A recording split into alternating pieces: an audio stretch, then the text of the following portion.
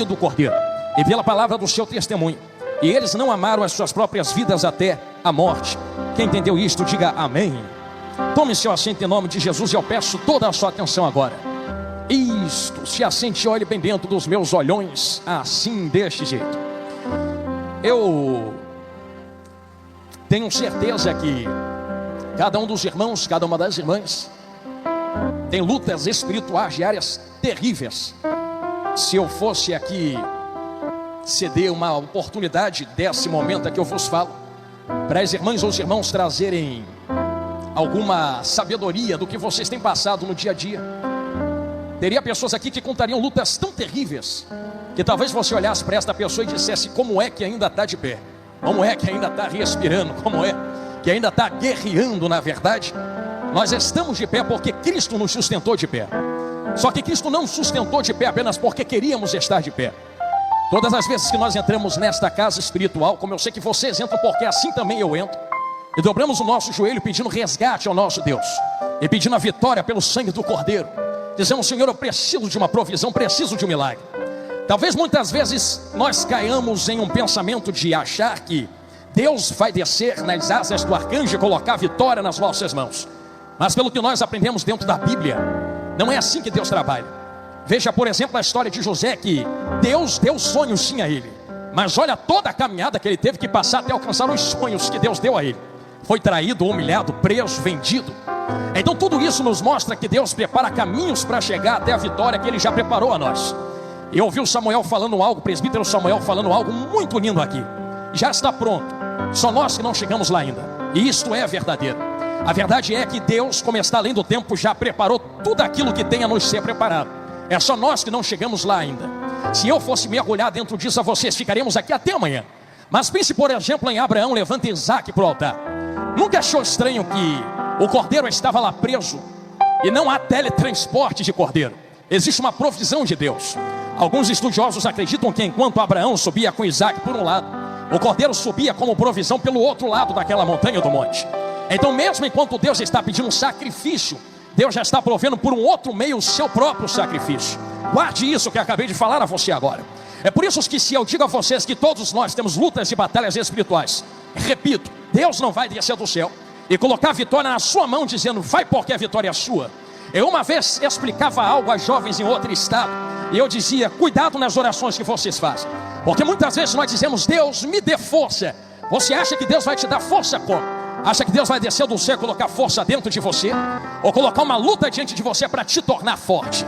Deus me dá sabedoria. Você acha que Deus vai descer do céu e colocar sabedoria na sua cabeça? Ou fazer como Salomão, colocar um problemão na frente dele para ele ter que desenvolver a sabedoria que Deus já plantou dentro dele? É por isso que eu expliquei a eles: quando for orar, pede graça a Deus. Se você pedir força, Deus te dá luta. Se pedir inteligência, Deus te dá problema. Se pedir paciência, Deus te dá perseguidores, para você treinar sua paciência. Deus nunca vai colocar de mão beijada nas suas mãos. Ele vai desenvolver algo em vocês. É por isso que quando olhamos para batalhas espirituais, guerras espirituais, sabemos que a Bíblia nos indica que a nossa guerra é nossa batalha. Não é contra a carne nem contra a sangue, mas contra principados, potestades, príncipes, hostes espirituais da maldade. Você acha que Deus desceu do céu e colocou de mão beijada todo o poder e autoridade, unção e glória que vocês precisam para guerrear contra Satanás e os seus demônios? Eu sei que nós entramos dentro desta casa espiritual, e eu sei que cada um de vós busca a Deus em santidade, em oração, e através disso Deus renova a sua força. Deus renova, melhor dizendo, a unção que Ele tem sobre ti, a glória que Ele tem sobre vocês, a autoridade e o poder.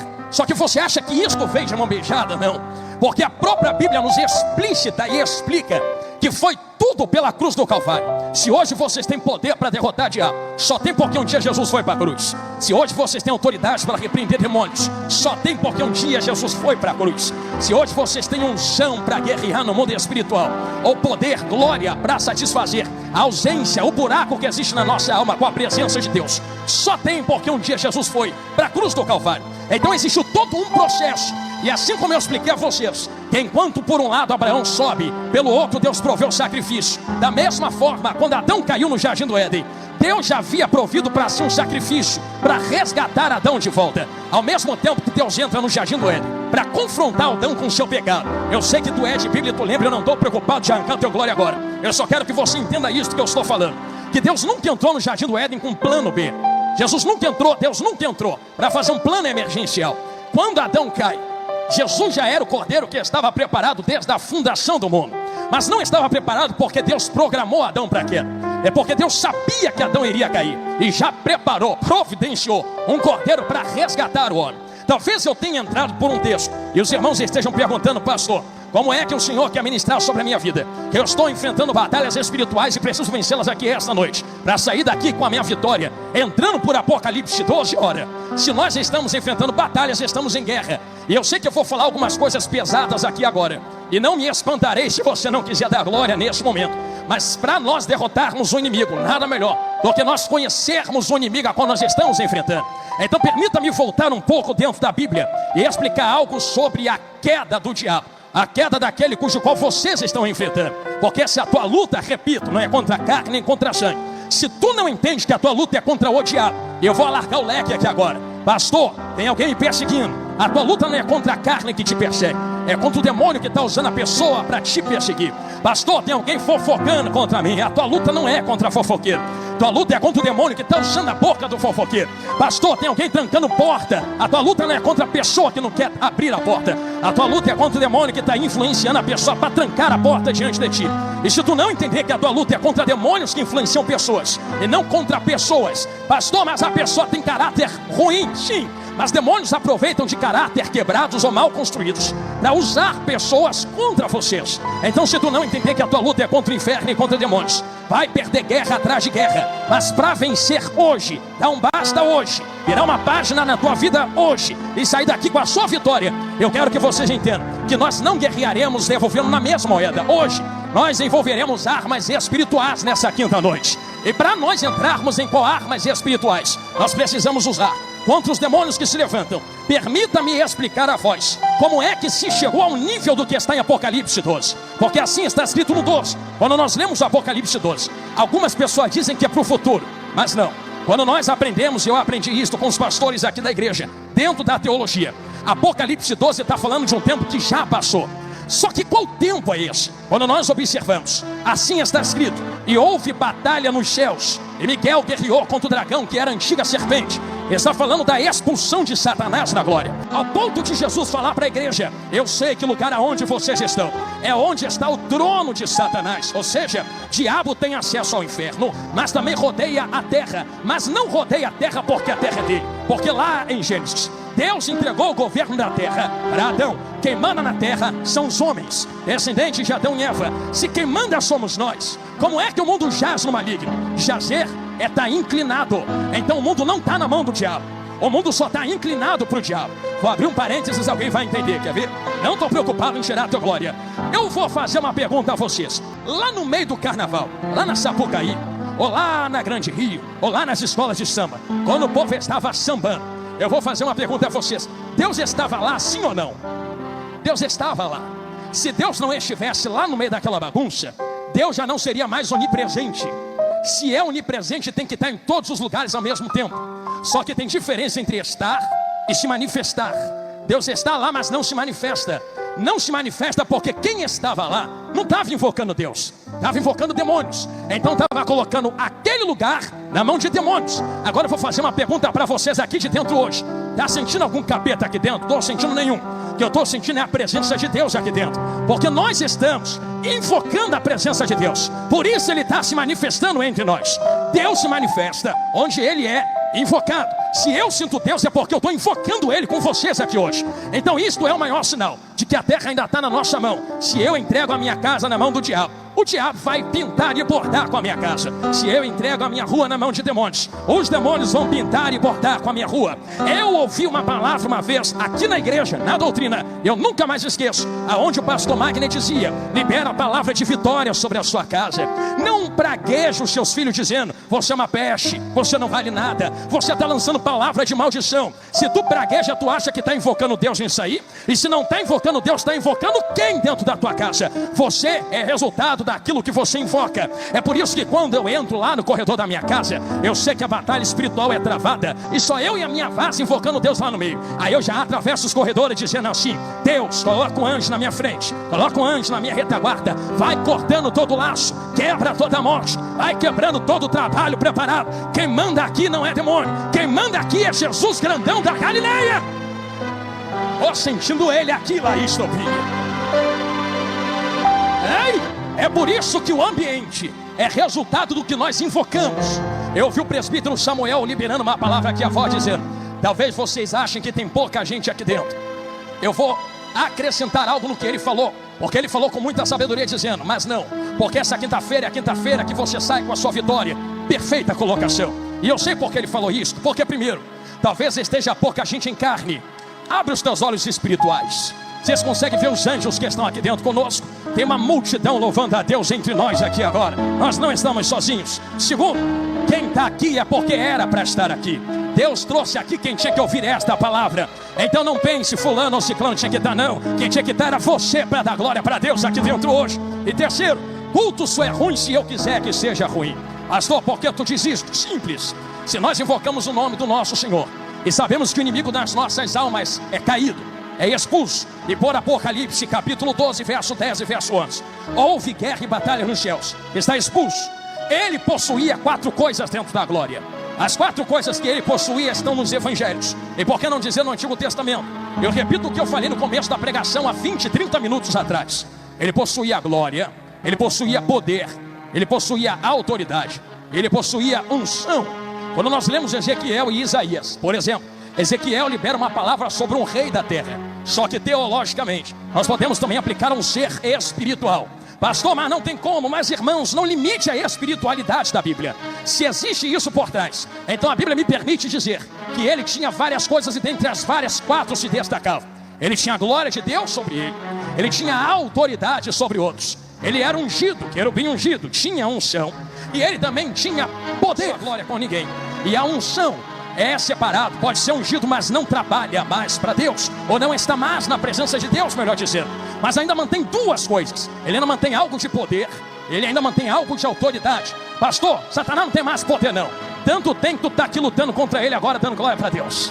Se não tivesse, por que tanta luta na nossa vida? Ainda tem algo de poder no inferno. E o inferno é um reino. O próprio Jesus falou: reino dividido não se sustenta. Estava falando do inferno, estava falando dos demônios. Ainda também tem algo de autoridade nesse reino. Diabo ainda manda sobre demônios, diabo ainda manda sobre anjos caídos. Então das 4 que ele tinha, ficou só com 2. Ele ficou só com poder e só com autoridade. Mas quando o homem Adão cai com ele, Marquinhos, o homem perde a glória, perde o poder, perde a unção, perde a autoridade. Eu imagino o diabo olhando no jardim do Éden, meus amigos músicos, e dizendo assim: pastores, perdemos, pelo menos eu ainda fiquei com 2, vocês ficaram com nada. Aí vem a palavra do Senhor na viração do dia, da semente da mulher, da mesma mulher que está em Apocalipse 12. É entender aqui na minha retaguarda: nascerá um que esmagará a cabeça da serpente. Em outras palavras, diabo, tu está 2-0 em cima deles, mas eu vou virar o jogo para 4-2 de novo e aumentar para 5-2. Pastor, que 5-2 é esse? Quando Jesus vem andando sobre a terra, vamos ver quem vai receber esta palavra. Ele começa a reunir os discípulos e distribuiu o que Adão tinha perdido no jardim do Éden. Primeira coisa que Adão perdeu, a glória. Aí vem Jesus, reúne os discípulos, começa uma oração: meu Pai, eu dei a eles a glória que tu me deste. Já está 2-1. Aí Jesus reúne de novo discípulos: vamos empatar esse jogo agora. Pai, dou para eles autoridade sobre espíritos imundos, e eles beberão veneno e não morrerão, expulsarão demônios no meu nome. Empatou, já está 2-2. Já tem glória, já tem autoridade. Está faltando mais o que, pastor Jonathan Carlos? Poder e unção. Aí olha Jesus para eles e diz assim: vou virar esse jogo, é agora.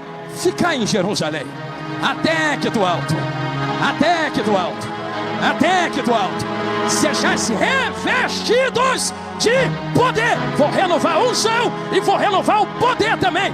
Já que tu levantou a mão para a glória, então receba esta palavra em nome de Jesus. E cumprindo-se o dia de Pentecostes, estavam todos eles reunidos no mesmo lugar. De repente veio do céu um som como um vento impetuoso, invadiu a casa em que estavam sentados, e foram vistas por eles línguas repartidas como de fogo, que pousou sobre cada um deles, e todos foram cheios do poder, da glória, da presença de Deus, e falavam em outras línguas conforme o Espírito Santo lhes concedia que falassem. Naquele momento, Jesus renovou o poder, a glória, a unção e a autoridade. Mas eu disse que ele ia aumentar para 5. Qual é a quinta, pastor? É que, irmão, Satanás perdeu qualquer tipo de acesso que tinha em Jó, qualquer tipo de acesso que tinha em Apocalipse 12. O acusador que acusava de manhã e de noite não pode mais acusar, porque agora tem um advogado sentado à direita do Pai, que não permite a acusação ser levantada. Ele suspira pensando em acusar. Jesus já entra na frente, o preço está pago, olha para a cruz do Calvário. Eles não devem mais nada, deixa eles quietos e em paz. Não devemos mais nada pela cruz do Calvário. Jesus reata uma quinta coisa que Satanás não tem: relacionamento. Cheguei aonde Jesus mandou, dei essa volta para chegar aqui mesmo. O relacionamento que diabo antes da queda tinha na presença de Deus, não tem mais. Eu olho para vocês aqui dentro esta noite com tanta esperança, porque vocês têm 5 coisas que o diabo não tem. Ele só tem 2, vocês têm 5. Além de todo o poder, glória, unção, autoridade, vocês ainda têm relacionamento com Deus. Vocês oram aqui dentro, o céu abre, Deus responde, anjo desce. A vitória é nossa pelo sangue de Jesus. Está escrito aqui no versículo 11. Nós temos a vitória pelo sangue do Cordeiro. Temos o relacionamento com Deus. A convocação que eu vos faço hoje, e vai ligar tudo agora, se estamos numa batalha espiritual, porque assim está escrito na palavra de Deus. Porque o caído, sabendo que já lhe resta pouco tempo, guerreia contra vós com toda a força, para ver se arrasta quantos puder para o inferno. Sabendo que lhe resta pouco tempo, se levanta contra nós. Como venceremos estas guerras espirituais diárias? Com o poder que nos foi restaurado, com a glória que nos foi dada, com a unção que nos foi entregue e com a autoridade que nos foi depositada. Irmãos, quando uma doença estiver depositada no poder de Deus, você cura esta pessoa. Quando você for fazer a obra, na unção do Espírito você faz a obra. Quando você for falar com Deus, na glória de Deus você fala com Ele. Quando você for expulsar demônio, na autoridade no nome de Jesus, você expulsa os demônios. É por isso que guerras espirituais, repito, podem ser vencidas aqui dentro esta noite. Agora, a Bíblia está fechando, meu celular está indo para o bolso. Por que pode ser vencida agora? Porque pela autoridade que nos foi liberada, é Jesus quem falou, vai reclamar com Ele. Tudo aquilo que ligares na terra, será ligado aonde? Tudo aquilo que desligares na terra, será desligado aonde? Irmão, você pensa que tudo é muito? Se fosse muito, talvez fosse só a igreja. É tudo. Se é tudo e acabou. Se tem demônios ligados no mundo espiritual se levantando contra mim e a tua vida, chegou a noite de desligá-los pelo poder. Entender aqui, eu vou ficar olhando para lá agora, que há no nome de Jesus grandão da Galileia. Se tudo aquilo que desligares, desliga. Porque é que tu não puxa